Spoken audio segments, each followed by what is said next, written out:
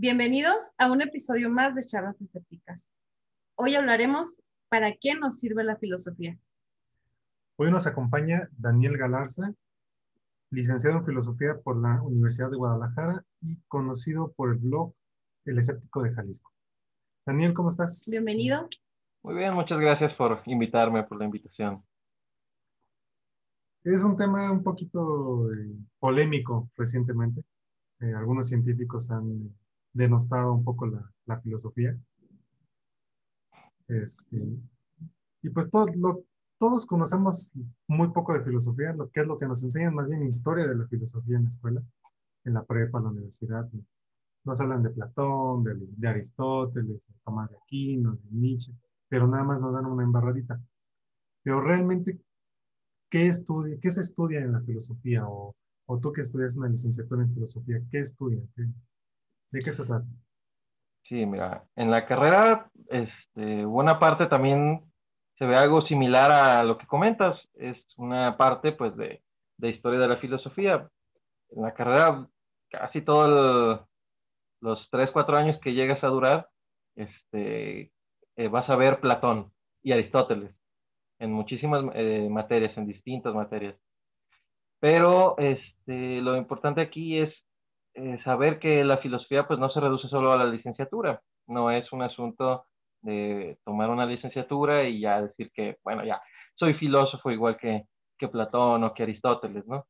Aristóteles, para ponernos en poquito contexto, pues él estudió 20 años en la escuela de Platón, en la academia. Entonces, para uno que estudia, no sé, un máximo de 5 años la licenciatura, todavía te faltan otros 15 años para estudiar más o menos lo que estudió Aristóteles. Pero bueno, el punto es de que la filosofía no es solo eso, no es solo historia de la filosofía. Como bien dices, hay algunos científicos y otro tipo de intelectuales, periodistas, literatos y demás, que han llegado a cuestionar pues la validez del campo y a veces con críticas bastante razonables, hay que admitirlo.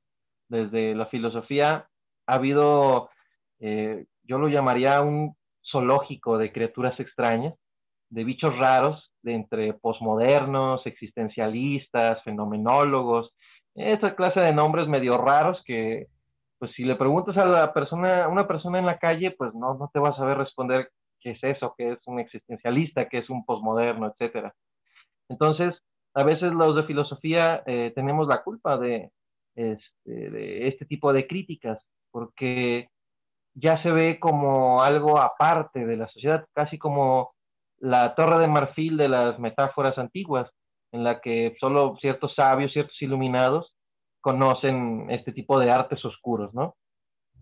Y pues nada de eso, la filosofía en realidad es un campo necesario, dado que básicamente en cualquier ciencia, en cualquier área de la cultura, llámese la religión, la política, el arte, vas a encontrar que los que se dedican a este tipo de áreas filosofan todo el tiempo. Es decir, se hacen cuestionamientos sobre la naturaleza de su arte, de su ciencia, de su religión, etcétera. Ese tipo de cuestionamientos generales es lo que se conoce como principios y problemas filosóficos.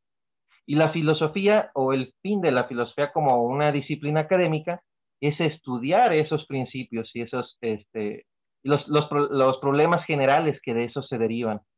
A lo mejor suena muy abstracto, pero podemos tener ejemplos muy, muy fáciles. Por ejemplo, cuando hablamos de ciencia, bueno, ¿y qué es la ciencia? ¿Cómo podemos afirmar que una teoría es científica? ¿Qué requisitos necesita una teoría para decir que es científica? En base a las respuestas que tú puedas dar, puedes dejar fuera o puedes dejar dentro ciertos campos que en realidad otros no van a considerar ciencias o que tal vez sí se consideran ciencias por otros más. Por ejemplo, conozco algunos profesores de física que te van a decir que ciencia es aquello que se puede hacer con matemáticas, que se puede medir. Y si dejamos ahí la definición, vas a dejar fuera una buena parte de la psicología, una buena parte de la biología, y no se diga de las ciencias sociales, quedan fuera en automático. Mientras que otros han dicho que ciencia, por ejemplo, Sam Harris, ha llegado a decir que la ciencia es aquello que se basa en la evidencia y la razón. Bueno, pero la filosofía también se basa en eso, entonces la filosofía es una ciencia. Algunos discursos o ideologías políticas tratan de basarse también en eso, ese tipo de ideologías acaban siendo ciencia. Entonces, tenemos ahí todo un montón de problemáticas que, claro, un científico pues no tendría tanto por qué meterse en ellas o por qué estudiarlas, dado que ellos ya tienen su propio objeto de estudio. Ellos ya están trabajando en lo suyo, que es en el estudio y el descubrimiento de la naturaleza y de nosotros mismos. Los filósofos, al menos idealmente, se ocuparían de estudiar este tipo de problemas, de contrastarlos, de darlos a conocer de forma clara para que de ahí se pueda debatir con los mismos especialistas de esas áreas, con los ideólogos, con los políticos, con los científicos, con los artistas, etc. Entonces, eso a grandes rasgos sería la filosofía y de lo que se ocupa básicamente. Ok, entonces básicamente podríamos decir que cualquier persona puede filosofar. O sea, cualquier persona al momento de hacerle una crítica o de dar algún tipo de información más allá de lo que todo el mundo conoce, está filosofando, por decirlo de alguna manera. O se está cuestionando. Es correcto. Mira, filosofar se puede usar como dice Beto, como un sinónimo de cuestionar o de reflexionar. Y en ese sentido, pues en efecto todos filosofamos, todos nos hacemos preguntas sobre qué clase de cosas existen, de por qué existen, del para qué existen, etcétera. Nos podemos hacer preguntas todos sobre qué es lo bueno, sobre qué es lo bello, sobre qué es la verdad, qué es el conocimiento, cómo llegamos a esto y para qué, con qué fines. Todas estas son preguntas filosóficas, son preguntas generales sobre ya sea el mundo, sobre la ética, sobre la ciencia, etcétera. Pero la mayoría de nosotros no es consciente de que las respuestas que ofrecemos o están basadas en intuición o en hipótesis ya superadas, ya refutadas o que han quedado en el pasado. Muchas Con veces... expectativas propias, ¿no? También. Exacto. Sí, sí, sí. Ya te dejas de lo que los demás sienten, nada más lo que yo pienso, lo que yo siento, y a lo mejor está más limitado, a diferencia de un filósofo que se pone a, por decirlo de alguna manera, inspeccionar otras áreas, no solamente personales. Correcto. Mira, por ejemplo, esa postura que tú mencionas tiene nombre en filosofía, se llama subjetivismo. Okay. Y hay autores que la han ampliado enormemente. Yo considero que es equivocada, que en realidad pues el mundo no se reduce a nuestros sentimientos, ni a nuestras sensaciones, ni a lo que queramos que sea, pero ha habido autores que lo han desglosado, que lo han analizado, que lo han criticado, y ese es el punto para ¿cómo decirlo? La materia que los filósofos les encanta cortar, que les encanta desmenuzar. Este tipo de ideas generales, de hipótesis acerca de cosas tan fundamentales como qué es el mundo y cómo interpretarlo. Ese tipo de problemas, de hecho, pues tienen nombre, son problemas de tipo ontológico o metafísico. Y son las personas, los filósofos que se dedican a la ontología, los que vendrían a estudiar, pues, qué clase de hipótesis, qué clase de doctrinas filosóficas se adoptan en distintas áreas. Este tipo de preguntas también se hacen dentro de la ciencia, dentro de la religión, y se establecen ciertas respuestas. Eso es lo que uno en filosofía puede analizar. Bien. ¿Y qué campos de estudio abarcan? Mira, la filosofía tiene una división muy básica de ontología, que es la rama que estudia la naturaleza de la existencia. Es decir, qué clase de cosas existe, a qué llamamos existencia, qué es una entidad o un objeto concreto o material y de qué se diferencia, por ejemplo, de un concepto. Está la nociología o teoría del conocimiento. ¿Qué es el conocimiento y cómo se produce el conocimiento? ¿Cómo podemos saber que algo es conocimiento, que una afirmación o una creencia se distingue de, por ejemplo, un dogma o de un fraude y llamarlo conocimiento auténtico? Está la ética, una de las ramas más famosas y más discutidas actualmente, Y obviamente, bueno, la pregunta básica es qué es lo bueno o qué es el bien, qué es lo correcto, y en qué se fundamenta, si tiene un fundamento para empezar. Está la metodología. Bueno, esta de hecho se ve en básicamente todas las carreras, casi todas tienen una materia de metodología sin saber que eso es filosofía, que es el estudio de los métodos, de cómo llegar a, a producir conocimiento, a crear cierto tipo de innovaciones, etcétera. Está, ¿cuál me falta? ¿Cuál me falta? La estética, una que actualmente está muy atrasada, aunque tiene algunos aportes interesantes, que es el estudio de tanto de las sensaciones artísticas, lo que despierta el arte en las personas, como las razones por las que se considera algo como arte, se considera algo como bello, como sublime, etcétera. Esas vienen siendo, creo, las ramas principales. Déjame recordar. La semántica. Perdón. La semántica, que se refiere al significado y al referente de los conceptos. En esta área, pues vamos a encontrar, por ejemplo, qué es la verdad. Si existe un solo tipo de verdad, o si la verdad hay otras verdades, otras formas de verdad.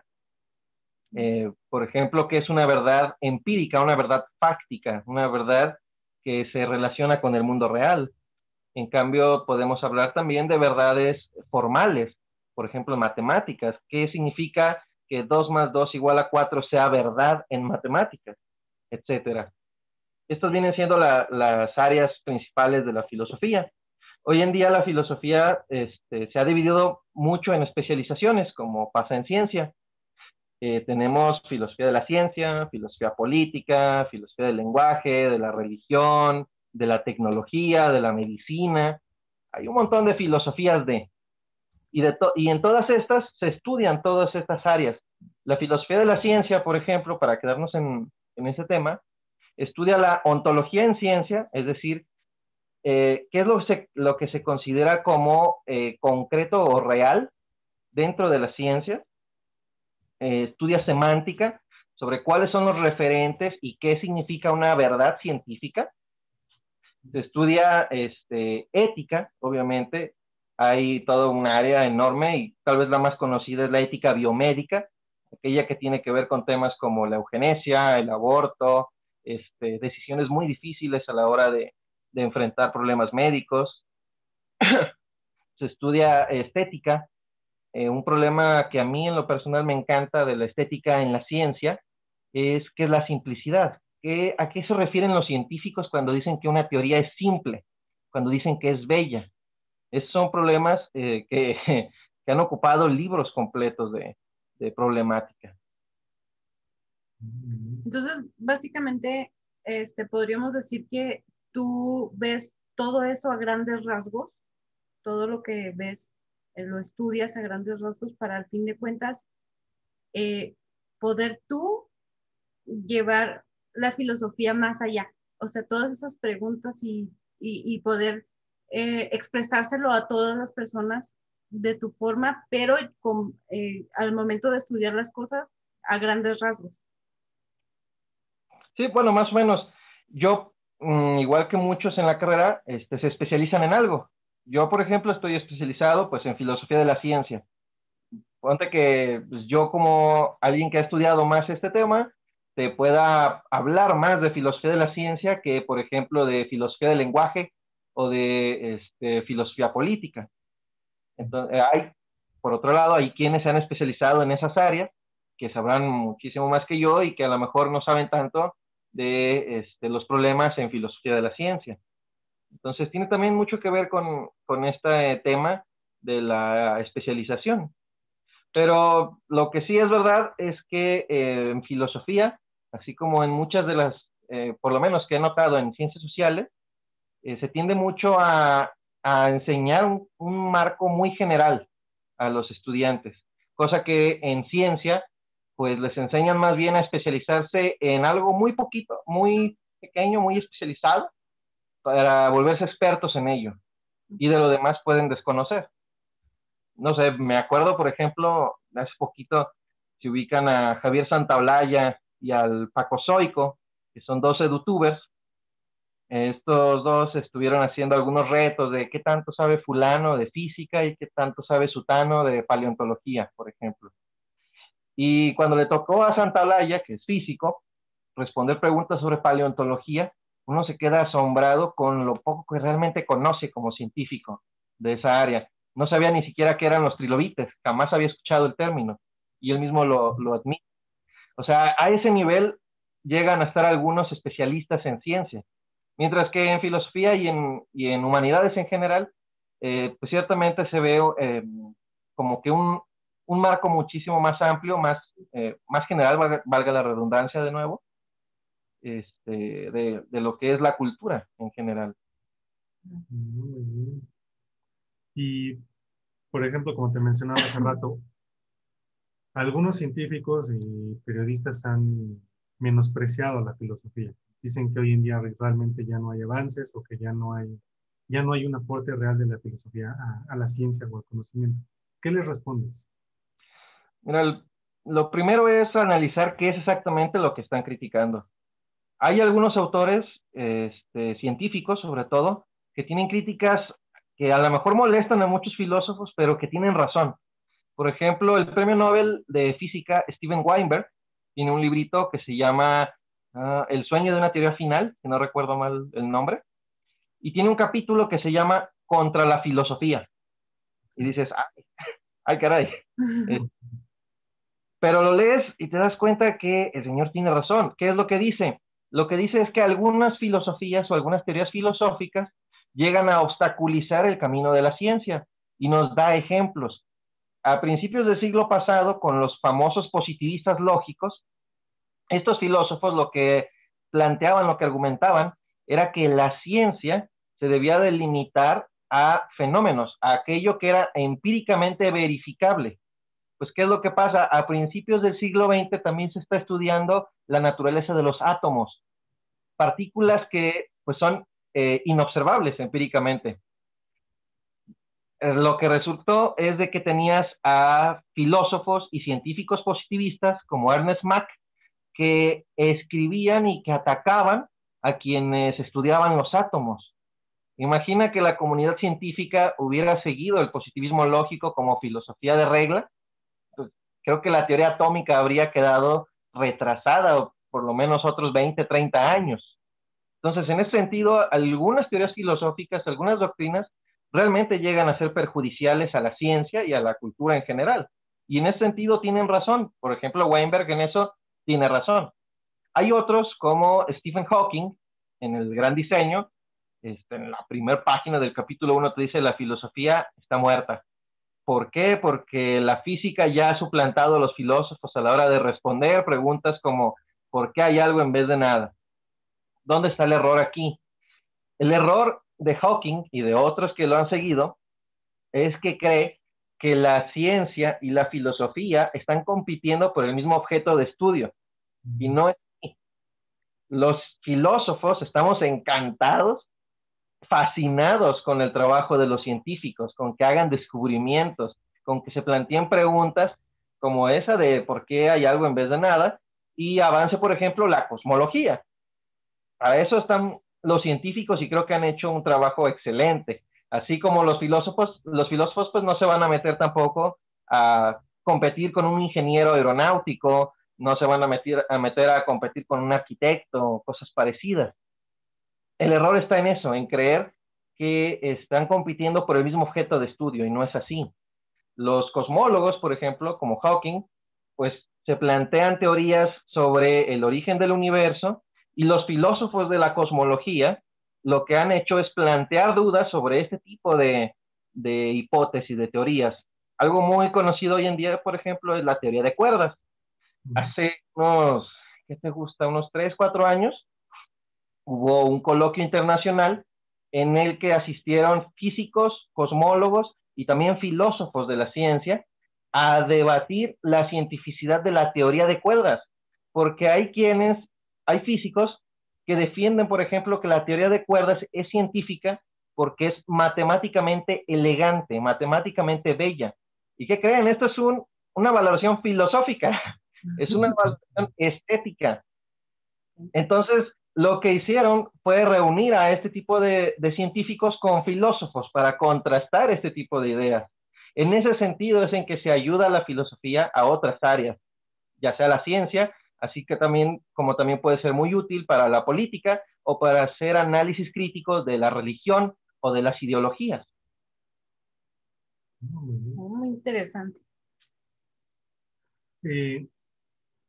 Todos, como te mencioné al principio, nos enseñaron que sobre la filosofía, nos enseñaron historia de la filosofía. Como los filósofos hasta, no sé, hasta antes de Galileo, fueron los que empezaron, los que dieron los primeros conocimientos sobre el mundo, ¿no? Los que plantearon las primeras teorías para explicar el mundo. Y después de Galileo ya se les empezó a considerar científicos. Claro, claro. ¿Cuáles han sido los aportes de la filosofía después de Galileo al conocimiento, no compitiendo con la ciencia, pero ¿cuáles han sido sus aportes? Ok, mira, antes de responder a esa pregunta sobre esta forma de enseñar la historia de la filosofía, algo que yo he visto que falta mucho en preparatorias es enseñar que la filosofía antigua, tanto en la Grecia antigua como en la época medieval y el Renacimiento, no es la misma que la filosofía hoy en día como un campo de investigación. Así como tampoco es lo mismo que hablemos hoy en día de medicina, de cuando hablábamos de medicina en la Grecia antigua. No es lo mismo. Son marcos muy, muy distintos. La filosofía en aquella época era básicamente todo el campo de investigación. Eran filósofos también los médicos, los que hoy identificaríamos como médicos, los que hoy identificaríamos como físicos, como psicólogos, como economistas y algunos políticos. También eran filósofos. Entonces, partiendo de ese punto, es que debemos de diferenciar de que muchas ramas de lo que antes se consideraba filosofía, sencillamente se fueron desplazando con objetivos más concretos, más especializados y con métodos distintivos, que es lo que hoy llamamos pues, las ciencias.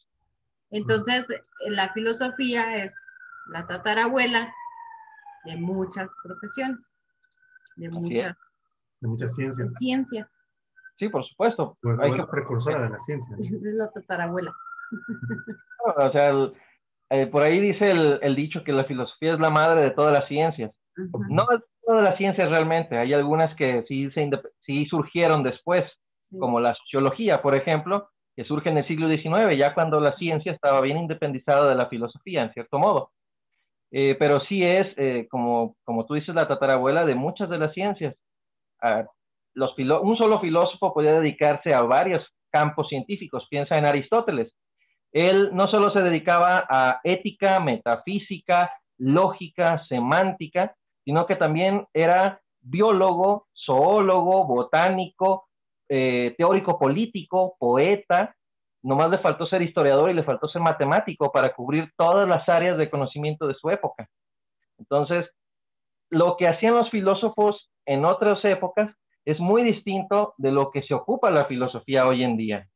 Entonces, ahora sí, respondiendo a esa pregunta, el aporte de la filosofía en realidad se puede encontrar en toda la cultura. Por ejemplo, después de Galileo, vienen las grandes revoluciones del siglo XVIII que traen la ilustración. ¿De dónde surge la ilustración? De principios y pensamientos filosóficos creados por personajes como Voltaire, Rousseau, el Barón de Holbach, David Hume, etc. Estos mismos dan, como quien dice, la matriz, el fundamento para este tipo de revoluciones. No solo revoluciones de tipo social, sino también revoluciones de tipo político. Es cuando surgen estas ideas de que el pueblo puede elegir a los gobernantes. Esta es una idea filosófica en realidad. Aquí surge también lo que hoy en día conocemos como el método científico, que no es otra cosa más que una generalización de ciertos procesos para investigar algo. Perdón. Entonces, en ese sentido es que siguió influyendo la filosofía. Ahora, ahí, bueno, podemos hablar de que la filosofía influyó en tanto a hipótesis y doctrinas de pensamiento. como campo de estudio, la filosofía lo que ha atribuido es una clarificación principalmente de conceptos y de principios. No sé, hablábamos justamente de principios del siglo XX. Algunos de los grandes revolucionarios en ciencia, desde la teoría de la relatividad y la física cuántica, y también en psicología, con la psicología experimental y el conductismo, basaron mucho de sus trabajos en teorías y principios establecidos por los filósofos de aquella época. Einstein, por ejemplo, conocía bastante bien los escritos de Bertrand Russell, de Karl Popper, de Ernest Mach y de Henry Poincaré. Estos dos últimos, aunque también eran físicos, también eran grandes filósofos. Y ellos aportaron las primeras semillas de duda a la física clásica, a la física newtoniana. Fueron los que cuestionaron esos principios de la mecánica clásica, de que el espacio y el tiempo eran absolutos y no relativos. Ellos fueron los que plantearon esta duda, que después la retomaría Einstein de forma matemática e increíblemente bella, y que resultó siendo en 1905 un bellísimo artículo que fundaría la teoría especial de la relatividad. Einstein mismo pues duraría el resto de su vida en constante intercambio con filósofos y con científicos que discutían su teoría como el modelo básico de ciencia para hacer ciencia. Y esto es, creo yo, el principal aporte de la filosofía, de los filósofos, ojo, los filósofos serios, porque también en la época de Einstein hubo, por ejemplo, fenomenólogos como Edmund Husserl o Martin Heidegger, que más allá de la carrera de filosofía, nadie se acuerda quiénes son. Y pues creo que tienen razón en no acordarse de ese tipo de personas que realmente no aportaron nada. Hablamos entonces de la filosofía seria, de la filosofía que se enfocaba en problemas del mundo, en problemas, en conceptos que se utilizaban para entender el mundo. Oye, y por ejemplo, lo que tú estudiaste, filosofía en ciencia, ¿verdad? Uh-huh. En este caso, ¿tu carrera en qué va enfocada? O la pregunta sería, ¿a qué me podría yo dedicar? ¿En qué espacio de alguna empresa puedo entrar a ser filósofo de la ciencia? O sea, ¿cuál sería un puesto que yo podría obtener en alguna empresa? ¿O cuál sería tu campo laboral, podría decirse, o tu campo de especialización? Sí, sí, sí. Mira, lo principal que hay para la licenciatura es docencia e investigación social. Es tanto de maestro de prepa como de universidad, ¿Sí? en periódicos o revistas, así como en investigación académica. El detalle con la carrera de filosofía y con muchas de ciencias sociales y de letras, no nomás aquí en México, en Latinoamérica en general, es que es muy mal pagada si te quedas solo con la licenciatura de filosofía. Entonces, los que me han preguntado que si les recomiendo estudiar filosofía, yo siempre les he dicho que primero estudien algo más.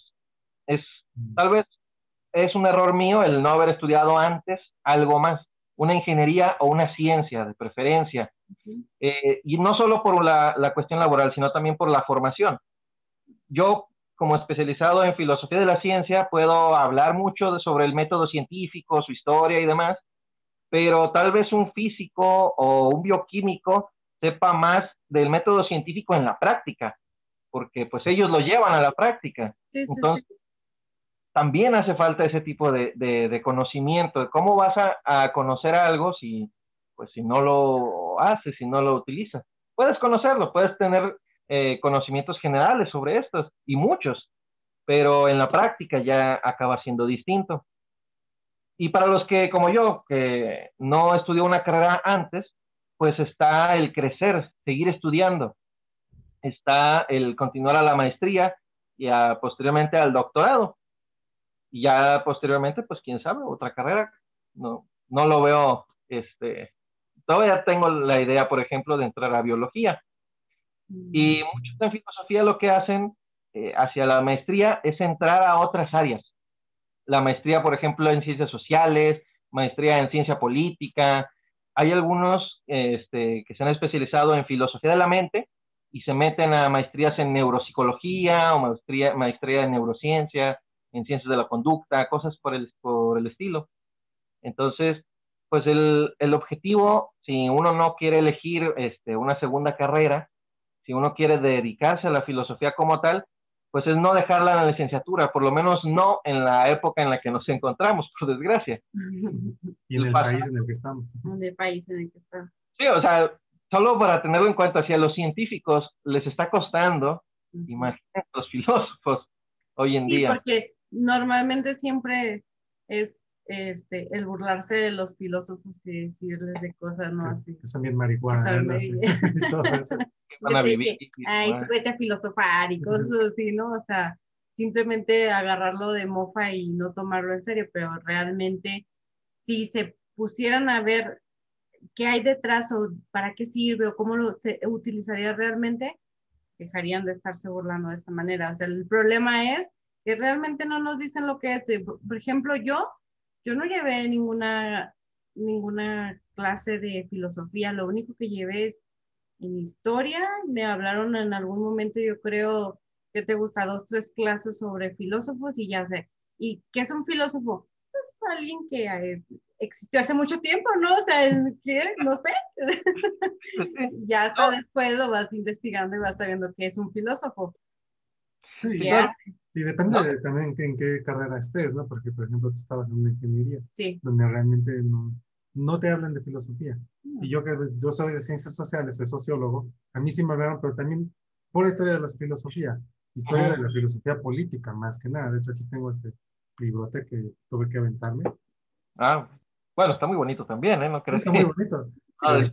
Es un resumen de todas las filosofías políticas que han salido, ¿no? Desde Platón, Aristóteles, Maquiavelo y todo, hasta los más recientes, ¿no? Sí, sí, sí. Pero sí, hay demasiadas informaciones respecto al tema, ¿no? Sí, no, y te digo, mucho de eso es también culpa no solo del sistema educativo o de las personas o de los científicos que despotrican contra la filosofía, también es una mala, ¿cómo se dice? Tiene una mala reputación la filosofía, no tiene buenas relaciones internacionales la filosofía, no tiene buenos divulgadores. Muchos de los divulgadores actuales son visiblemente charlatanes, hay que decirlo así tal cual. O sea, hay uno, por ejemplo, que se llama, su apellido parece trabalenguas, Darío Stanksriver, que es de Argentina, y el señor es un completo charlatán, y sin embargo, ha sido muy exitoso en toda Latinoamérica. Es un autor muy reconocido como divulgador de la filosofía. En ciencia hay gente como Carl Sagan, como Richard Dawkins, como Stephen Hawking, que aunque las personas no sepan de lo que hablan, mínimo los conocen. O sea, esa es una diferencia. En otros tiempos sí hubo alguno que otro filósofo, por ejemplo, el ya mencionado Bertrand Russell, que pues ciertamente mucha gente lo conoce fuera de filosofía. Era matemático, ¿no? También era matemático. Él, pues sí, su obra principal, más que matemática, es lógica, aunque se llame Principia Matemática, y ha cimentado las bases de lo que hoy es la lógica matemática y la lógica de primer y segundo orden, que son objeto de estudio de filosofía, así como de informática y propiamente de matemáticas. Pero aquello yo. Sí, regresando con esta idea que tienen de los filósofos, fíjate que, o sea, suena chiste, pero por un lado le dan la razón históricamente. ¿Por qué? Los filósofos, piensa en grandes autores, Russell, Karl Marx, Immanuel Kant, Aristóteles, Tomás de Aquino, San Agustín, Platón. ¿Qué es lo que tenían en común? Sus filosofías no. Todos ellos se contradecían y se atacaron a más no poder. ¿Qué era lo que tenían en común? Es que eran personas económicamente bien acomodadas. Eran personas que realmente tenían el tiempo para estar de ociosos en un sillón leyendo todo el día y ya después escribir. Eso a los filósofos de hoy en día se nos hace increíblemente difícil con la situación económica y social. Entonces, ese tipo de chascarrillos, pues sí tiene parte de verdad. Imagínate a los esclavos que veían a su amo Aristóteles preguntándose sobre qué cosa es el ser, qué cosa es la existencia y la nada, mientras ellos hacían trabajos duros, trabajos pesados. Pues decían, pues este es un bueno para nada, que nada más porque tiene dinero es que está haciendo esto. Si no, no sería, no podría, sencillamente. Y hoy en día hay, se puede decir que pues sí, mayor libertad. Las personas de bajos recursos también podemos estudiar filosofía, pero sí hay una diferencia tanto económica como social entre ser filósofo en Latinoamérica hoy en día a ser un filósofo griego, un filósofo alemán o austriaco de siglos pasados. Sí hay una gran diferencia. Y de ahí viene ese tipo de chascarrillos, de hecho. Y, por ejemplo, en Estados Unidos o en Europa, actualmente hay filósofos famosos, sobresalientes, que estén haciendo aportes o que estén llamando Sí, más la atención. el más famoso que yo tengo entendido, por ejemplo, en España, y que se ve incluso en bachillerato, es Fernando Savater. No. En Argentina, aunque no es muy popular en Argentina, en el resto de América Latina y también en Europa, fue muy popular Mario Bunge, que No. recientemente falleció. Sí. Hoy en día también muchos conocen a Daniel Dennett, que es probablemente el filósofo de la mente más importante hoy en día y es uno de los 4 jinetes del nuevo ateísmo. Sí. Y sus aportes en filosofía de la mente, filosofía de la biología y filosofía de la religión, pues son de los más estudiados en todas partes. O sea, sí hay filósofos influyentes hoy en día. Filósofos políticos, por ejemplo, está John Rawls. John Rawls sigue siendo el marcador de salida para muchos en ciencia política, muchos en sociología, así como también de relaciones públicas y demás. Entonces, pues, ¿de qué hay? Sin duda lo hay. Hay unos filósofos que viven bastante bien, hay otros que, bueno, usualmente se les conoce como filósofos y salen mucho en tele y en periódicos, pero que de verdad, créanme que dan una mala imagen de la filosofía. Hablo, por ejemplo, de Slavoj Žižek, de pues, el mencionado Darío Stanschreiber, de un coreano que hoy en día está en Alemania, Jung-Chul Han. Este tipo de autores pues aparecen en El País, aparecen en YouTube y demás, pero realmente de contenido útil, tanto para la sociedad como para el mundo académico, es cero, es muy poco en realidad. Oye, y por ejemplo, tu experiencia o que nos puedas decir, ¿qué fue lo que a ti te llamó, te hizo o por qué fuiste hacia la filosofía? Lo que a mí me interesó más, fíjate, fue la especialidad en filosofía de la ciencia. Yo cuando estaba pues haciendo mis preparativos para entrar a la universidad, tuve 5 opciones, tomé a consideración 5 opciones: historia, periodismo, biología, economía y filosofía. Economía fue la primera que descarté porque llevaban contabilidad. Yo llevé contabilidad en secundaria y acabé asqueado de la contabilidad, ya no quería saber nada de contabilidad. Yo también. Mi papá es contador y no quería ya seguir esa línea. Historia la descarté porque todo el plan de estudios, incluyendo las especialidades, se enfocaba mucho en historia de México. Y sí me gusta y me interesa mucho la historia de México, pero sí tenía más intereses pues de tipo internacionalista, de tipo cosmopolita, con la historia de la ciencia y la historia de la tecnología. Entonces también la descarté. Biología es una carrera que está en un centro universitario fuera de la ciudad y pues no soy que digas un ricachón y pues también tenía planeado trabajar en lo que estudiaba, entonces pues la descarté sencillamente por tiempo y porque está muy lejos. Entonces me quedó periodismo y filosofía. Al final elegí periodismo. Yo ya estaba decidido, faltaba un mes para hacer los trámites y demás, cuando me dijo un primo que periodismo en realidad la daba un campus fuera de la zona metropolitana, lo daban en un pueblo. Y yo me quedé así como que, ¿what? y sí, revisé y hasta el día de hoy la carrera de periodismo, si la quieres estudiar aquí en Jalisco, se estudia en un pueblillo que está como a 2 horas de la zona metropolitana. No. Así como que no, pues decepción total, ¿verdad? Y pues me quedó filosofía. Tampoco la tomé con pesar. La especialidad en filosofía de la ciencia en general, si se lleva bien, es muy completa. Se lleva fundamentos de las matemáticas, fundamentos de la física, se llevan 3 semestres de lógica matemática y se puede ampliar todavía a filosofía de la inteligencia artificial, se lleva filosofía de la biología, filosofía de la física, mmm, filosofía del lenguaje. ¿Qué más se llevaba?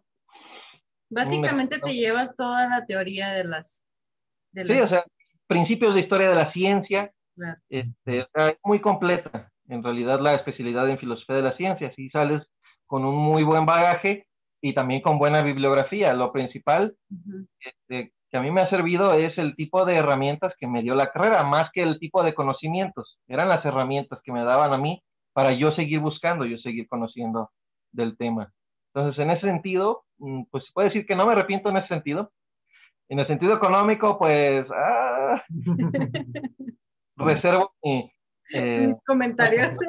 Ahí en ese aspecto, ¿verdad? Entonces, básicamente con toda la teoría que tienes también, pues te ayuda también a enfocarte más en algo que quieras estudiar, como dices, es para estudiar otra carrera, como dices tú, biología, pues ya, Está muy interesante.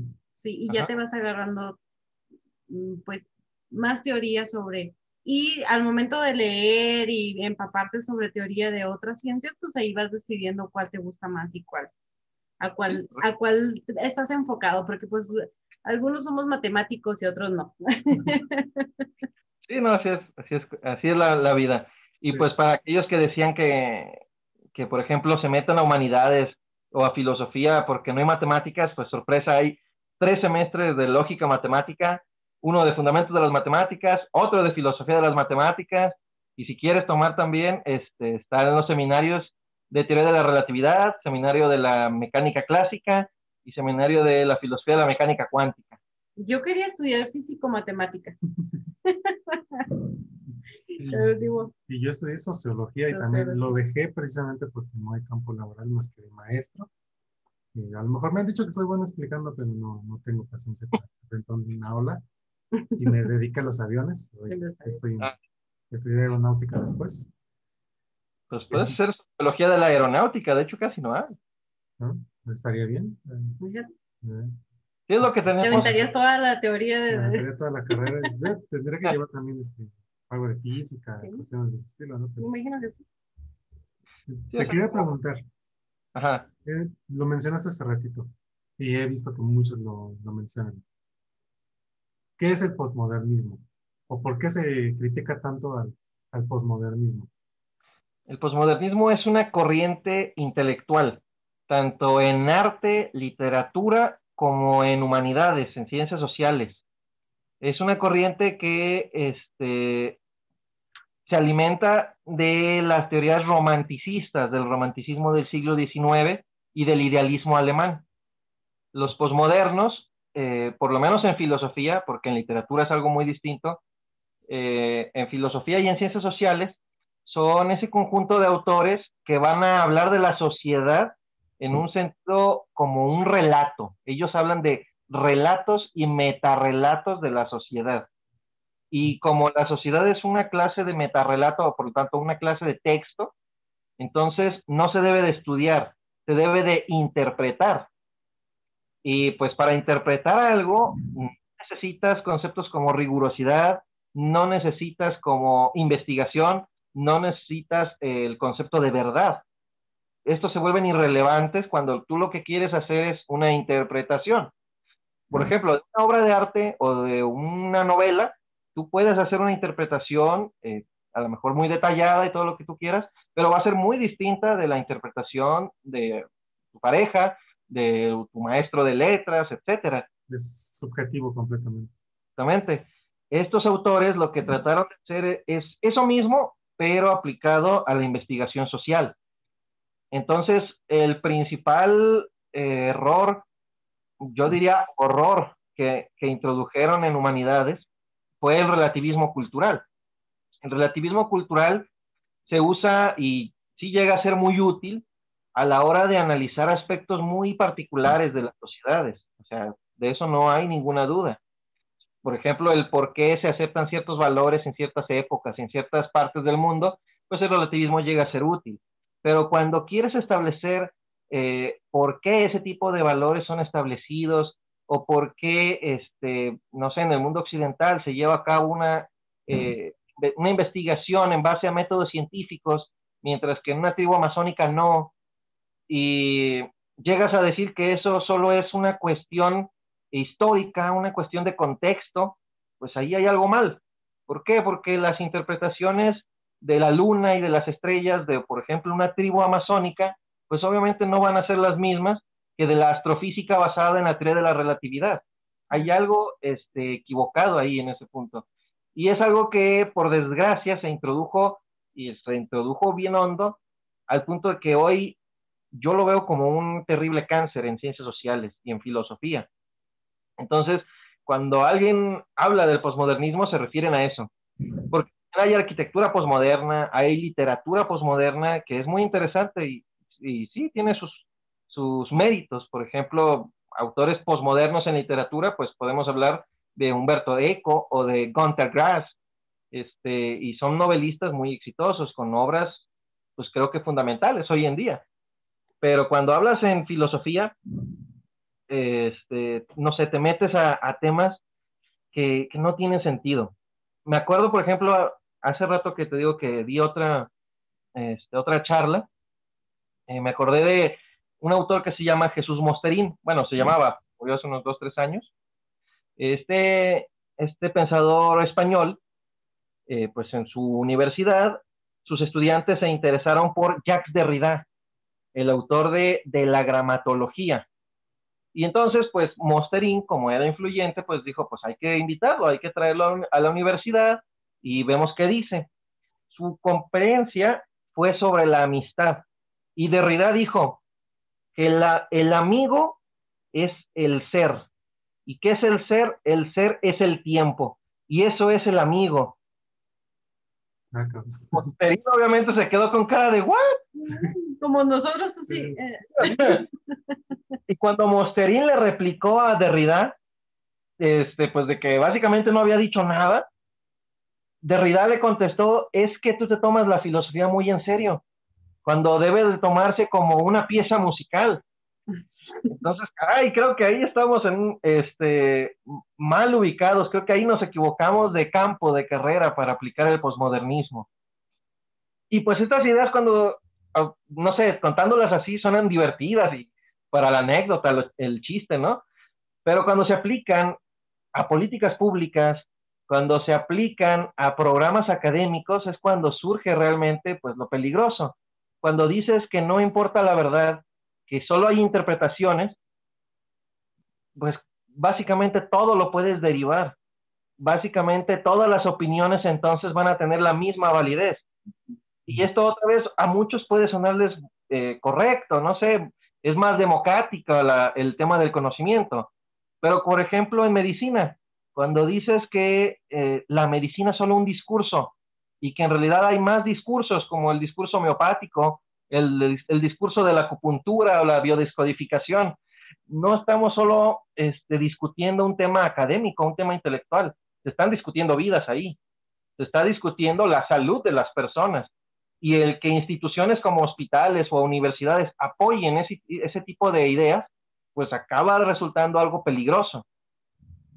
Ahora con lo que actualmente pasa en política, algo que muchos autores como el que les mencionaba Alan Sokal o como Mario Bunge mismo hicieron por muchos años, es advertir que el posmodernismo, que usualmente estaba entre académicos e izquierdistas políticos, que tarde o temprano la derecha política y la extrema derecha iba a aprovechar este tipo de discursos para atacar a la izquierda, para atacar todo lo que se había construido desde la izquierda ilustrada y después levantarse ellos. ¿Y qué es lo que ha pasado hoy en día? Hoy en día tenemos a un presidente de Estados Unidos que algunos diarios llevan contando por centenares el tipo de mentiras que dice en cada discurso y que realmente no le importa. ¿Por qué? Porque ya no importa si dice o no la verdad, lo que importa es lo que las personas sienten, el cómo se sienten con ese tipo de ideas y cómo las interpretan. Entonces, ahí tenemos el verdadero peligro. No es como lo dice, no es lo que dice, es cómo lo dice. ¿Cómo hace sentir a las personas al decir cierta cosa? Así sea mentira. Sí, claro, también. Y mira, siempre han existido los demagogos, los charlatanes y demás, pero la diferencia es que la propia izquierda fue la que le dio las armas para subir. Y ese es el detalle. Lo mismo pasa en Brasil, lo mismo ha pasado ya en Reino Unido, ahora en Italia parece que está empezando a surgir también y con bastante fuerza.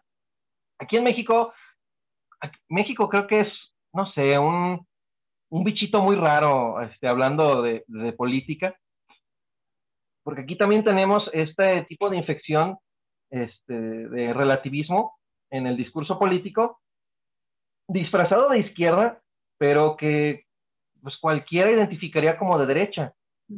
Si uno le pone a López Obrador, por ejemplo, no sé, una máscara de Enrique Peña Nieto, y lo oye hablar, realmente va a creer que está hablando Peña Nieto, porque sus ideas no representan a lo que se supone decía representar. Y tampoco le importa mucho de si lo que dice realmente representa a los que les prometió eso. Entonces, con el posmodernismo creo que inevitablemente uno pasa a este tipo de riesgos. Y es lo que se estuvo advirtiendo por décadas, desde los años 80, 70, lo que autores, insisto, como Bunge, como Mosterín, como Socal, como en Argentina Juan José Sebrelli, estuvieron advirtiendo por mucho tiempo. Y hoy, pues, vemos las consecuencias y pueden llegar a ser graves. Oye, ¿y cómo lo aplicas o cómo se aplica en el ateísmo y en el escepticismo? ¿La filosofía o el posmodernismo? La filosofía. ¿O los dos? Bueno, los dos. Los dos.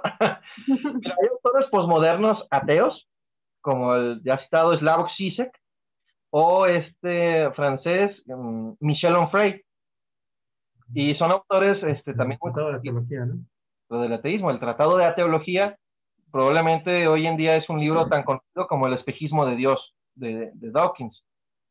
En ateísmo creo que tenemos más puntos en común con autores posmodernos, dado que ellos acaban destronando a Dios, acaban matando a Dios, en este mismo sentido, de que las religiones pues también defienden un tipo de verdad, la verdad en la revelación, y los posmodernos atacan todo tipo de verdad, entonces también acaban criticando la verdad en religión. Tiene una fuerte inspiración en Friedrich Nietzsche, sobre todo. Entonces, pues en ese sentido tal vez uno pueda encontrar muchos puntos en común del ateísmo posmoderno, de varios argumentos que se aplican en realidad en general en los debates de ateos. Hay, pues no, obviamente los nuevos ateos casi no utilizan lo que dicen personajes como Onfray, pero en general llegan a ser muy influyentes. Y ahora la filosofía, hablando del ateísmo, creo que es muy buena sobre todo para darnos a entender que no necesitamos a la ciencia, por lo menos no explícitamente, para criticar la cuestión de Dios. ¿Por qué? Autores como el nuevo ateísmo, los del nuevo ateísmo, perdón, como Dawkins o Harris, aseguran que la idea de Dios puede tratarse como una hipótesis científica y que entonces al hacer investigación pues la puedes descartar científicamente. Esto es un error en conceptos mismos que utilizan estos autores. El concepto de hipótesis y de teoría en ciencia, como bien sabemos, no corresponden a lo que vulgarmente se entiende como hipótesis o teoría. Y estos autores parecen olvidarse de eso. Dawkins pues sí trata de hacer una hipótesis más específica, más precisa.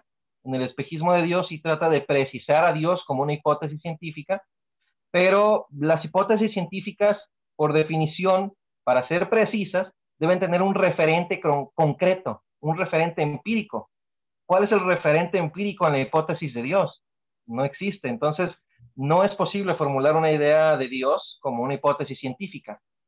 Lo que se puede hacer es analizar el concepto de Dios desde la lógica y la semántica. ¿Qué significa Dios para empezar? ¿Qué entienden las personas por el concepto Dios? El concepto estándar es esta entidad todopoderosa, que todo lo sabe, que es infinitamente buena y que además interviene en el mundo, porque se supone nosotros somos su mejor creación. Pero nada más en algunas personas y en algunas ocasiones, ¿no? Hay otras versiones, pero que igualmente se pueden analizar y se pueden criticar. Esta es la versión estándar, obviamente. ¿Y qué sucede con la versión estándar de Dios? Pues que acaba generando contradicciones y paradojas de tipo lógico que hacen imposible que tal concepto tenga un referente real. Yo he explicado muchas veces que Dios es, hablando semánticamente, es un concepto similar a un círculo cuadrado. ¿Se puede imaginar realmente un círculo cuadrado? Por los mismos conceptos por la misma definición, pues no se puede. Los cuadrados tienen propiedades y características que son contrarias a las de los círculos. Bueno, pues un ser que todo lo sabe es contrario a un ser que es infinitamente bueno y que le acabamos importando. Porque un ser que todo lo sabe y que es infinitamente bueno evitaría a toda costa que sucediera lo que nosotros identificamos como el mal y el sufrimiento. Y los teólogos pueden responder de mil y un formas sofisticadas ¿cómo se les dice? De sofisma, pero nunca acaban respondiendo a este tipo de contradicciones. Entonces ahí es donde vemos que en realidad Dios no necesita una investigación científica. Lo que se necesita es un replanteamiento mismo del concepto, dado que por lo menos el concepto estándar es un imposible. Y creer en esto, pues resulta en un absurdo. En eso aporta, creo, mucho la filosofía. Y también, pues obviamente, a la hora de analizar discursos como los del nuevo ateísmo, pues brinda mucho espacio para ponernos a preguntarnos qué es una hipótesis científica, qué es el cientificismo, que muchas veces los acusan de cientificistas, qué es una teoría, etcétera. Da para mucho bla bla filosófico este tipo de temas. Y es eso, es profundamente preguntas de tipo filosófico, preguntas de tipo general, sobre lo que existe y sobre qué consideramos que puede llegar a existir una vez definido con precisión.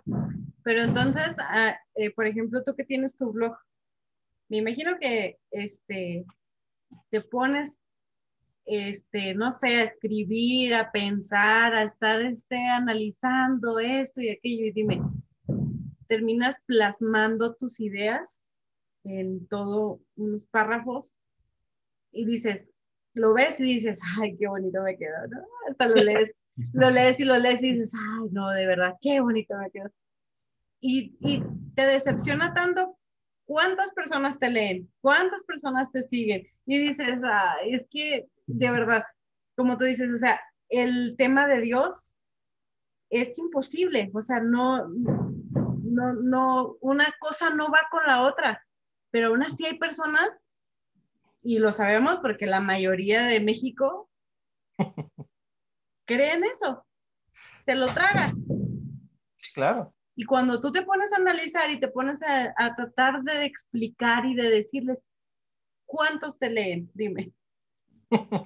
Bueno, yo hasta ahorita tengo cerca de 1,5 millones de visitas, pero sí, o sea, por entrada, considero una entrada exitosa cuando llegan a 1,500, 2,000. Promedio está entre 500 de una entrada que hago por semana, más o menos, de 500 a 800, por ahí más o menos. Y vete a saber cuántas de esas visitas son mías. Entonces lo meto yo, ¿verdad? A ver, voy a leer. Sí, tendrás a corregir o a ver Ya cómo sé. va, y qué sé. Y Pero, cuántos te atacan también, ¿no? ¿cómo? Y cuántos te atacan también. Fíjate que últimamente se han calmado mucho. De la nada se meten, como que tienen sus épocas en que, no sé, alguien comparte un enlace en algún grupo y sí llegan homeotrolls De pronto llegan apologistas de Dios. Últimamente me ha llegado comentarios de gente que defiende la parapsicología, de un artículo que tiene unos 5 años ya, más o menos, 5 o 6 años que escribí. Entonces, pues ahorita está más calmado, pero sí llega a tener también por ahí el hate, pero ese en general es divertido. De ese no me quejo. Y en el escepticismo, ¿cómo se aplica la filosofía? Porque lo- en la antigua Grecia hubo un grupo que se llamaban los escépticos, Ujú. pero al escepticismo moderno es muy distinto. ¿Cómo se aplica? Bueno, el escepticismo moderno se puede ver como una versión moderada del escepticismo antiguo. El escepticismo antiguo sencillamente postulaba que no era posible tener un conocimiento certero de cualquier cosa. Y uno podía preguntarse, ¿y esto es un conocimiento certero? Y el escéptico podía quedarse así como que, ah. Hoy en día, lo que dicen los escépticos es que no puedes afirmar que algo es un conocimiento si contradice la ciencia o si no está científicamente comprobado. Es un escepticismo científico. Y en ese sentido, lo que tiene que ver con la filosofía, pues es que resulta que el escepticismo es parte misma de la metodología de la ciencia. Es necesario dentro de la misma metodología científica el cuestionarse si tal o cual afirmación realmente está fundamentada, tanto que se consigue por nuevas investigaciones como por el conocimiento que ya tenemos de ciertos campos.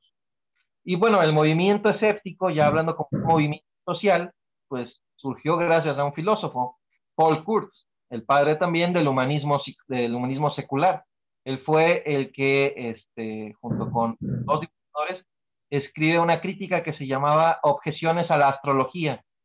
Y de hecho se puede conseguir todavía, por ahí circula en internet, en la que era un manifiesto en la que pues decían que la astrología era una pseudociencia y que no podía funcionar.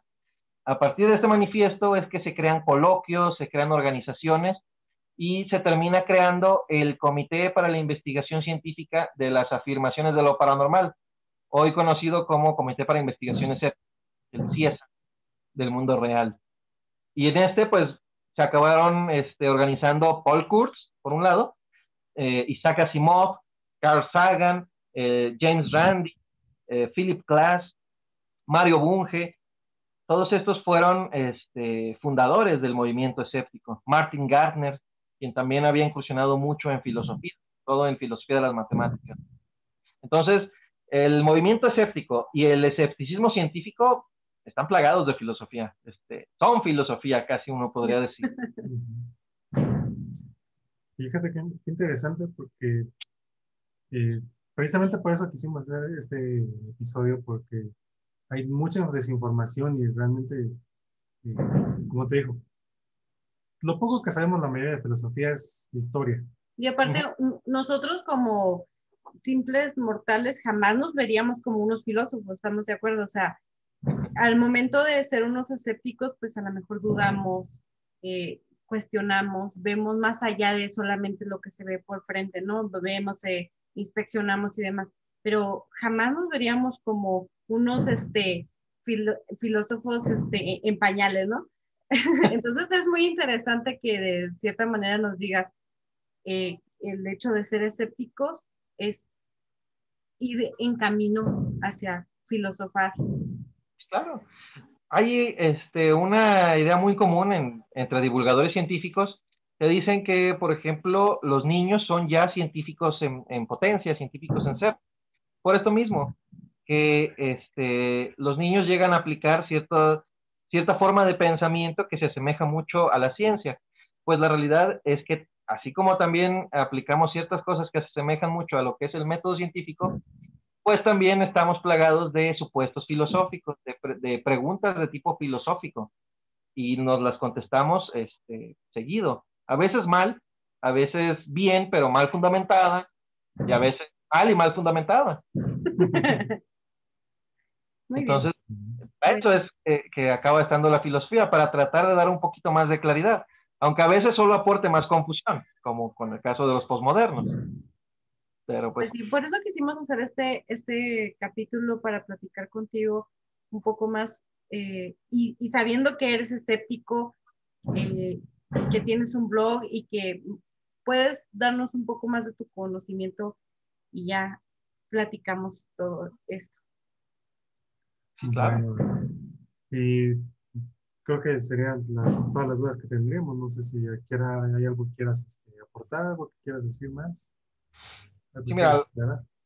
lo que habría que quedarse uno con el tema de la filosofía, con el qué es la filosofía, es que es una palabra polisémica, que significa varias cosas. Entonces, las personas no deben confundir los distintos significados. Por ejemplo, a veces habla de la filosofía de vida que todo el mundo tenemos, y es este conjunto de ideas que a veces las tenemos más o menos bien sustentadas, pero que en realidad no tienen mucho que ver con el campo de investigación, con el campo de estudio. Otros hablan de filosofía en el sentido de hablar de aristotelismo, de marxismo, de neoliberalismo, de existencialismo, etcétera. Aquí están hablando de doctrinas filosóficas, de escuelas de pensamiento, y no debe de confundirse eso. Esas se estudian en filosofía, pero a modo de cultura general, usualmente. Aunque todavía hay filósofos pues, existencialistas, filósofos marxistas y demás, pero pues eso ya es tema aparte. En general, esa es una forma de entender la filosofía como doctrina de pensamiento, como doctrinas de pensamiento. Y también está la filosofía como campo académico, como campo que estudia tanto ese tipo de doctrinas de pensamiento como las llamadas filosofías de vida, como esos supuestos que tienen ya sea las personas o que tienen los distintos campos de la cultura, la ciencia, la religión, la política, etcétera, de los que ya comentamos. Eso es lo que debe quedar claro para que a la hora de entrar a este tipo de temas de los que mucha gente desconoce, pues mínimo tenga presente que el campo de investigación es distinto de las doctrinas que investiga, así como de los supuestos que se manejan en los sistemas sociales, en la cultura y en las propias personas. Eso creo que sería el remate. Punto. Okay. Muy bien. Recuérdanos tus redes sociales, cómo te pueden encontrar. Pueden encontrar por mi nombre, Daniel Galarza Santiago. Si buscan en Facebook también El Escéptico de Jalisco, pues también lo encuentran. Pueden encontrar mi página, elescepticodejalisco.blogspot.com. Y también tengo, bueno, ahorita estoy un poquito pausado en Verificiencia, pero si entran a Verificiencia también, por ahí nos podemos contactar en verificiencia.com. Perfecto. Pues muchas gracias, Daniel. Estamos, de verdad, engalanados hoy. Gracias por acompañarnos. Nos aclaraste muchas dudas, nos abriste un poco la mente también respecto a este tema, que está muy abandonado, muy menospreciado, creo. ¿Yo? ¿Cómo? No lo entendí, ¿qué? No, que este tema está muy menospreciado, el tema. No. Creo que nos Sí, aclaraste muchas cosas. Sí, a la filosofía le faltan buenos divulgadores. Y es que hay 2, 3 muy buenos, pero que ya se murieron. Entonces. Y Pues, miles malos. Y miles más. Ajá. Entonces se pide más, pero pues también se pide una diferencia que nosotros tenemos, que tal vez no tengan los físicos o los ingenieros, es que pues, nuestras aulas están plagadas de charlatanismo académico. Eso también debe de depurarse y es un problema muy grave que termina dando también esta mala imagen y que pues, al final acaba siendo la razón de muchos malentendidos. Claro, porque pues también a muchos charlatanes les sirve mucho la filosofía para... Claro. Para Salen con, sí, claro, salen con título de filósofos y a la hora de salir en un medio de comunicación, el filósofo Jung-Chul Han, el filósofo Zizek, etcétera, dijo esto y aquello. Claro. Y son puras babosadas, puras barbaridades que dices, hijo, que sí, le dan la fama realmente. Ajá, Bueno, exactamente. bien. Yo creo que sería algo equivalente a que Maussan saliera como astrónomo, que lo presentaran como astrónomo. Ándale. Sería horrible, pues así uno se siente cuando ve a este tipo de gentes que se presentan como filósofos en los medios de comunicación. Sí, de- desgraciadamente. Y de esos no van a dejar de aparecer. Y pues obviamente pues a la gente le gusta, le llama la atención ese tipo claro. de charlatanes. Así. Es lo que vende, punto. Es que el problema con los charlatanes, no solo en filosofía, sino en general, es que siempre van a tratar problemas importantes, problemas que a las personas realmente les importa. La vida, la salud, la alimentación, las formas de Educación. pensar, religión, política. Ujú. En ese sentido, pues siempre van a abundar, en efecto. Pues bueno, Bueno, ¿qué se le puede hacer? pues muchas gracias, Daniel. Karen, exactamente. Ha sido un gusto. Igualmente, muchas gracias. Bueno, a todos nuestros escuchas, muchas gracias por escucharnos. Próximamente subiremos el video a YouTube. Y hasta luego. Bye.